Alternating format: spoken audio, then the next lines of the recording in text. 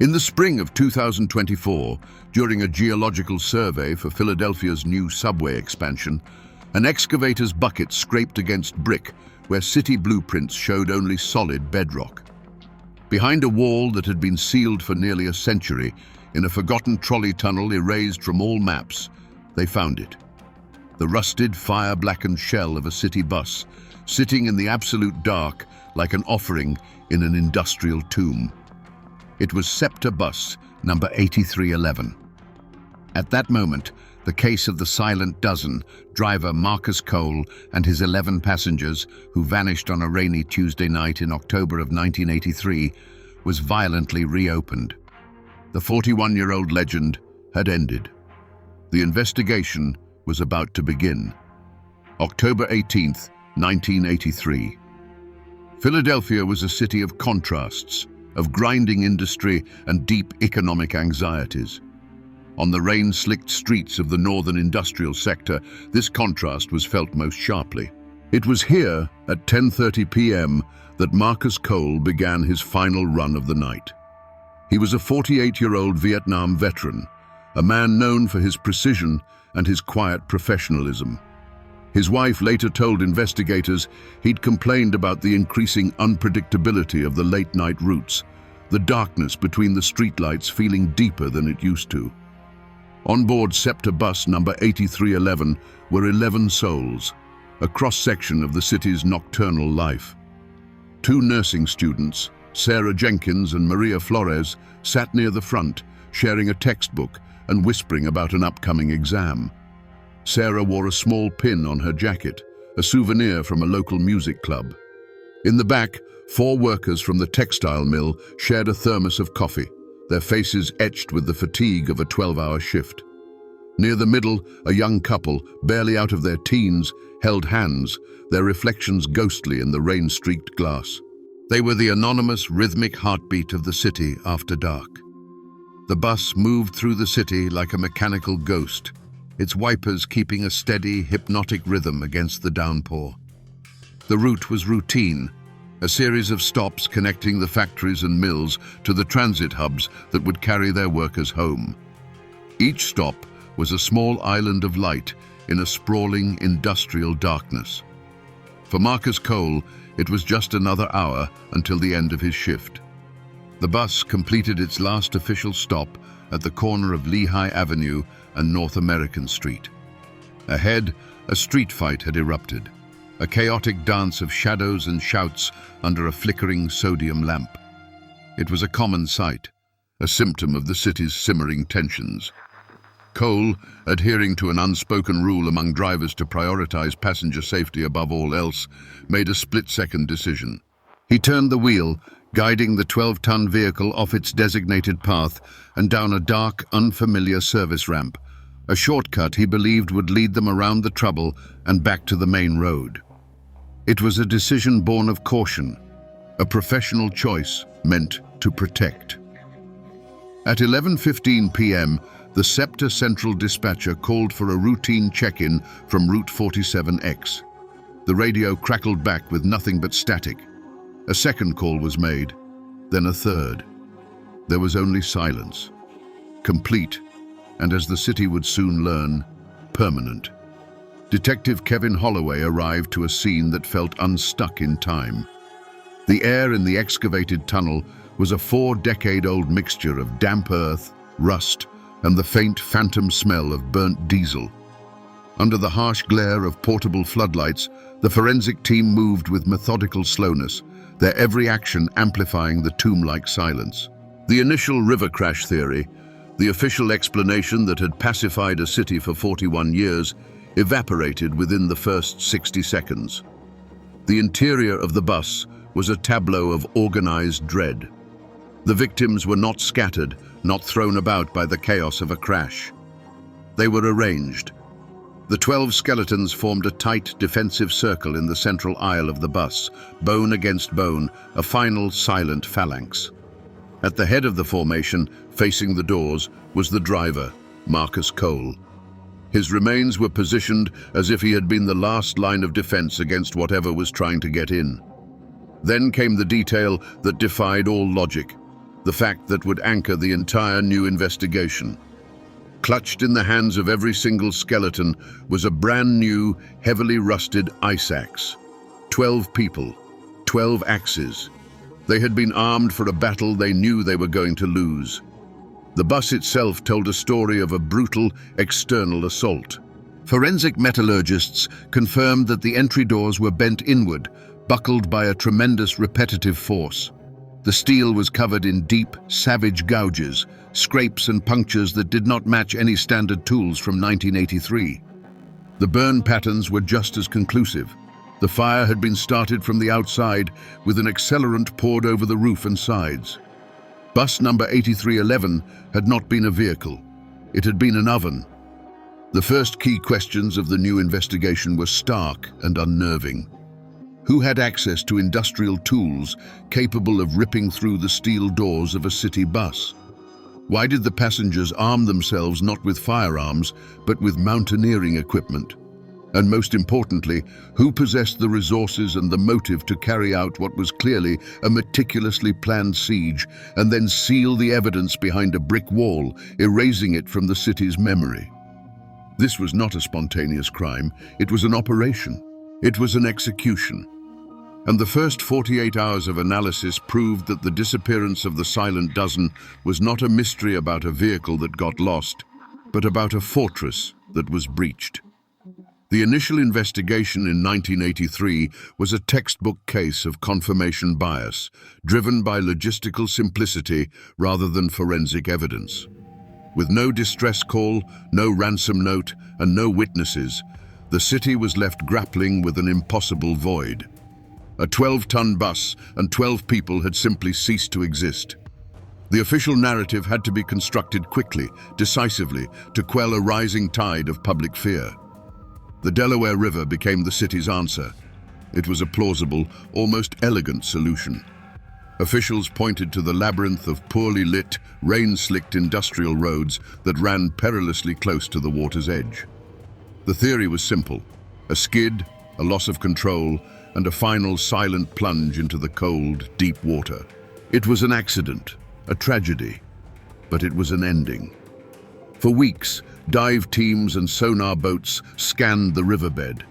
They navigated treacherous currents, their visibility reduced to inches by decades of accumulated silt and industrial refuse.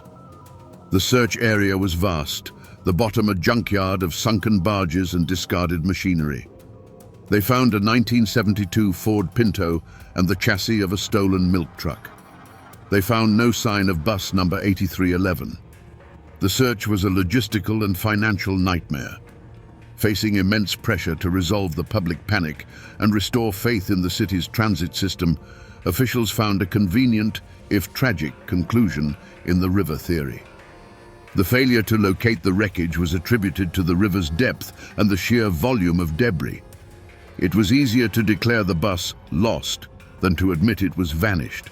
The families of the victims protested, demanding answers, but their voices were footnotes in a story the city was desperate to close. The press conferences became less frequent, the news coverage dwindled, and the Silent Dozen slowly transitioned from an active investigation into a piece of grim local folklore. The official silence that descended was not merely negligence, it was a form of complicity. A city collectively agreed to stop looking. For 41 years, this silence held. The river theory was the accepted truth, a plaque of words placed over a gaping hole in the city's history. But all that time, the real truth was just 2 miles inland, sealed behind a wall of brick and mortar, waiting. Detective Holloway's team began the painstaking work of archaeology, excavating not earth and brick, but memory. They sought out the ghosts of 1983, retired SEPTA dispatchers, former police officers from the original fruitless search, residents who had lived in the shadow of the old mills. The interviews yielded a frustrating collage of faded recollections and half-forgotten fears. A 76-year-old former dispatcher recalled Marcus Cole as a pro, someone who would never deviate from his route without cause. A retired patrolman, his voice thin and reedy, remembered the chaos of those first few days. but insisted the river theory was the only one that made sense. The stories from neighborhood residents were more unsettling and far more contradictory. One elderly woman spoke of the tunnel people, the city's forgotten homeless who were rumored to live in the subterranean networks. She claimed to have heard screams that night, carried on the wind and rain, but dismissed them as just another sound from the factories.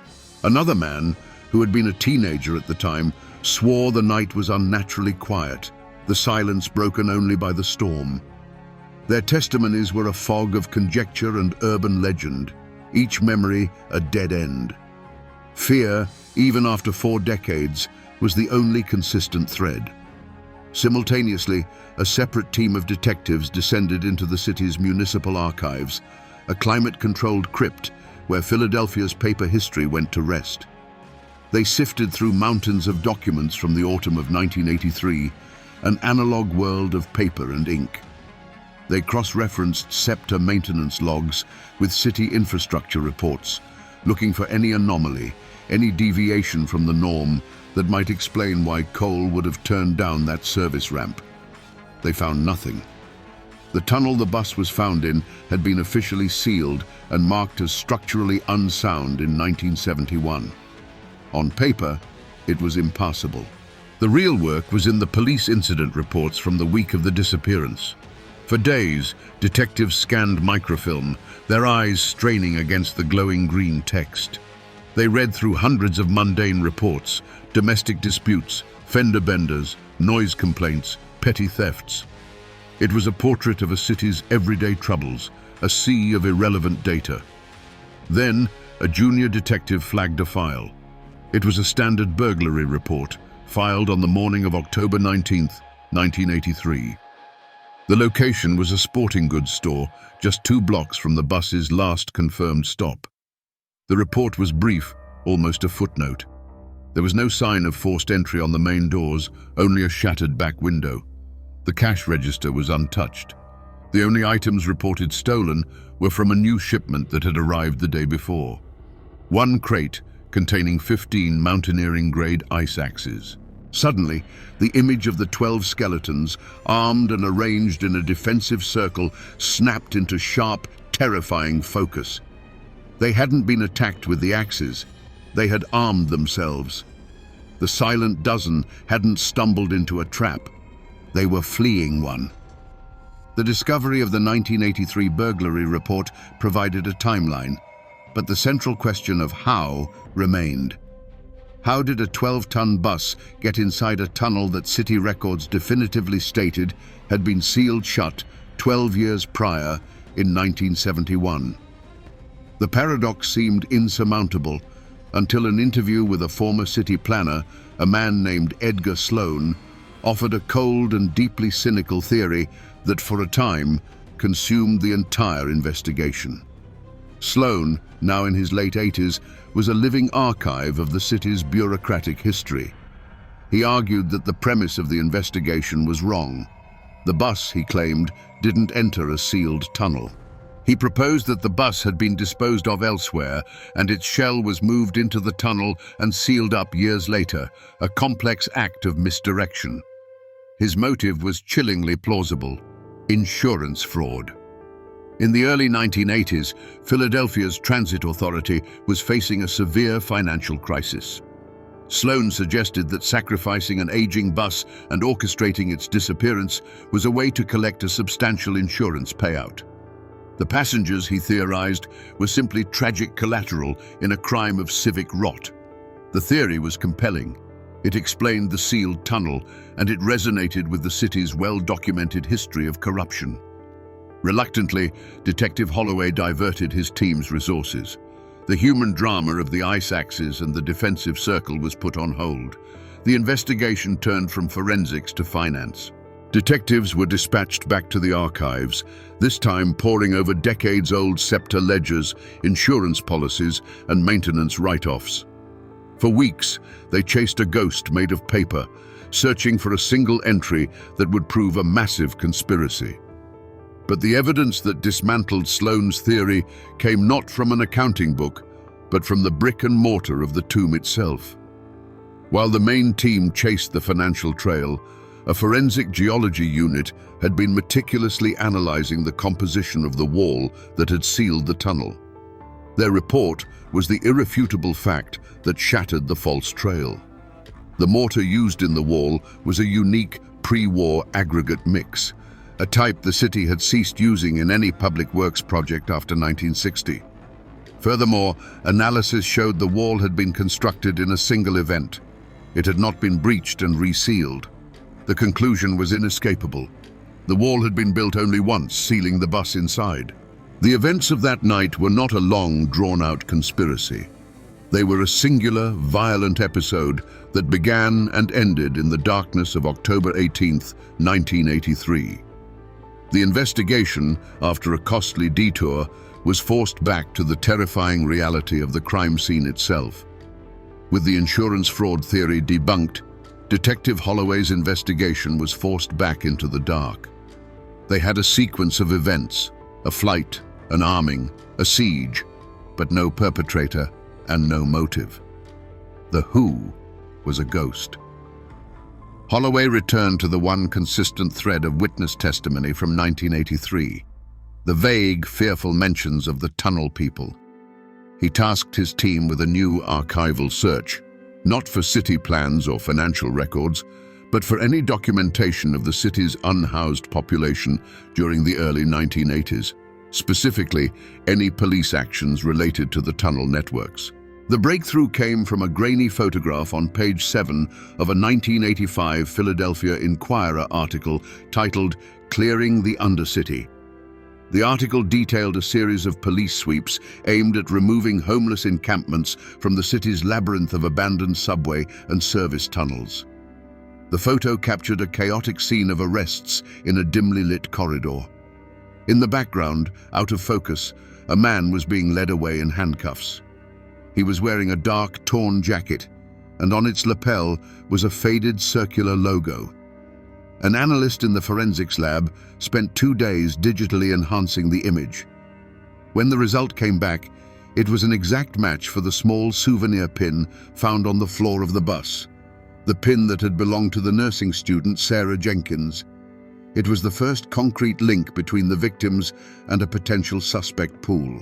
A facial recognition search, cross-referenced with arrest records from that specific sweep, yielded a name: Arthur Price, a Vietnam veteran with a record of vagrancy and trespassing. They found Arthur Price in a state-run veterans' home on the outskirts of the city. He was a frail man of 73, his body stooped, but his eyes still holding the sharp, haunted clarity of a man who had never truly left the dark. When Detective Holloway showed him the photograph, Arthur began to weep, a deep, guttural sound that had been held back for 41 years. His confession, delivered in a halting, terrified whisper, was the key that unlocked everything. He told of Silas, another veteran, a charismatic and violently paranoid man who had declared himself king of the subterranean world. Silas saw the surface as the rot, a corrupt world to be shunned, and the tunnels as his sacred kingdom. That night, when bus 8311 mistakenly turned down the service ramp and became lodged at the entrance to their world, Silas saw it not as an accident, but as an invasion. Arthur recounted how the 12 passengers, seeing Silas's followers emerge from the darkness like specters, broke into the nearby sporting goods store for weapons. They retreated to the bus, forming their defensive circle as Silas's group, armed with scavenged industrial tools, began their assault. The motive wasn't robbery or malice, it was fanatical territoriality. In Silas's warped mind, the passengers were trespassers who had seen his sanctuary. They knew the secret of his kingdom, and for that, they could never be allowed to leave. Based on Arthur Price's testimony and the forensic evidence, the final hour of the Silent Dozen can be reconstructed.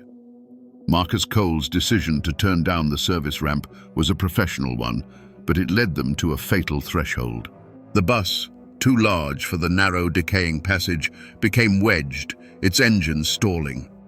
They were trapped at the mouth of a world they did not know existed. From the darkness, Silas and his followers emerged. They were not an immediate mob. They were specters from the concrete, surrounding the bus in a silent, menacing perimeter. To the 12 people inside, looking out through the rain-streaked windows, it was a vision from a nightmare. Panic set in.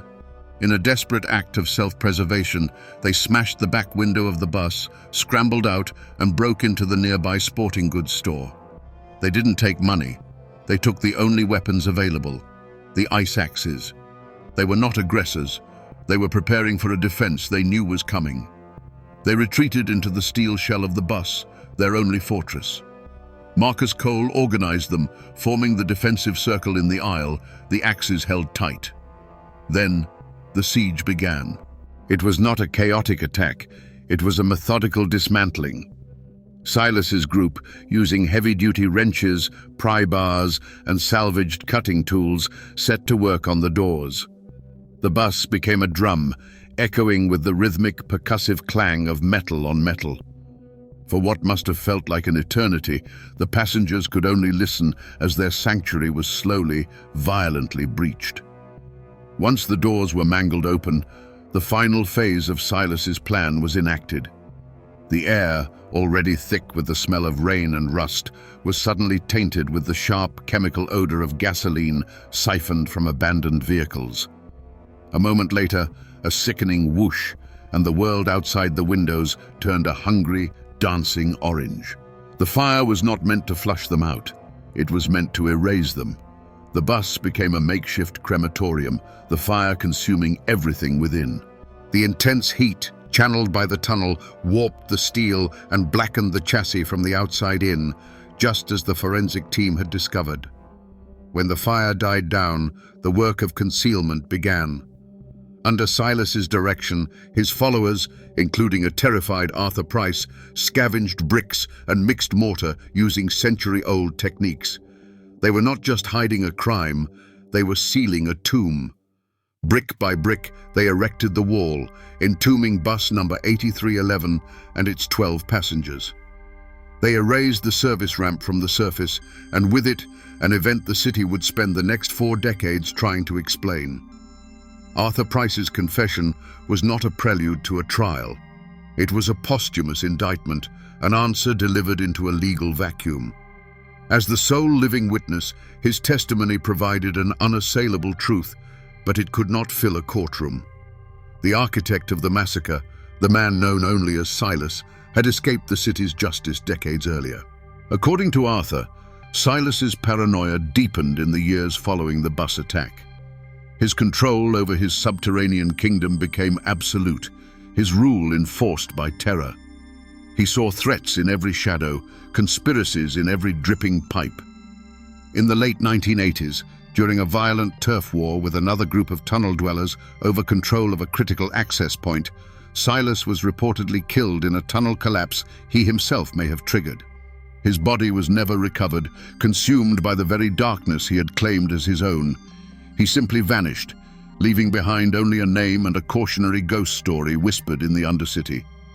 The other accomplices, the followers who had helped carry out the siege and seal the tomb, were phantoms. Arthur Price could not provide names, only descriptions of faces ravaged by time and hardship. Decades had passed. Most were presumed dead from exposure, illness, or the inherent violence of their world. With no living suspect to prosecute beyond Arthur, who was granted immunity for his testimony, the Philadelphia District Attorney's Office officially closed the case of the Silent Dozen. The mystery was solved, but no one would be held accountable. For the families of the victims, the revelation was a second, more brutal kind of death notice. For 41 years, they had lived with the ambiguous sorrow of an accident, a tragic loss to the cold, indifferent river. Now, they were confronted with a brutal certainty. Their loved ones had not been lost. They had been hunted. They had fought, and they had been executed. There was relief in knowing the truth, but it was a cruel relief, wrapped in an unimaginable horror. There would be no trial to attend, no defendant to face. Justice was a file stamped closed. The city of Philadelphia was forced to look at a scar it never knew it had. The story of Bus 8311 was no longer a ghost story about a lost vehicle. It was a testament to a forgotten population and the savagery that can fester just beneath the pavement of a modern metropolis. The legal proceedings were over before they began, but the moral reckoning was just getting started. Today, where the service ramp once descended into darkness, there is nothing. The city, in an act of final brutalist punctuation, has erased it. A featureless slab of reinforced concrete now covers the entrance, flush with the surrounding earth, sealed behind a tall chain-link fence. There is no marker, no sign to indicate the tomb that lies beneath. It is a non-place, a patch of urban wasteland deliberately scrubbed of its own history. After 41 years, the remains of the Silent Dozen were returned to their families. Funerals were held, headstones were carved, and a long, ambiguous vigil finally came to an end. At the depot where Route 47X began its last journey, a small bronze plaque now lists the 12 names. It is a quiet, formal acknowledgement, officially changing their status from a mystery to a tragedy. But the story of Bus 8311 was never just about 12 people. It was about the city itself, and the thin, fragile membrane that separates the world we see from the one we choose to ignore. Silas and his followers were not monsters from another dimension. They were the city's own forgotten children, products of the same streets, living in the negative space just beneath the surface. Their violence was an eruption, a brutal reminder that a society is only as stable as the foundations it rests upon. The case is closed. The files are archived. The truth, as horrific as it is, has been entered into the official record. But the network of tunnels, the vast, unmapped undercity, is still there. A sprawling dark kingdom that still holds its secrets. And at the sight of the sealed tunnel, the silence is different now. It is no longer the silence of the unknown. It is the silence of a story that has been told, a grave that has been marked, and a lid that has been put back on, perhaps not for the last time. It is a silence that has weight,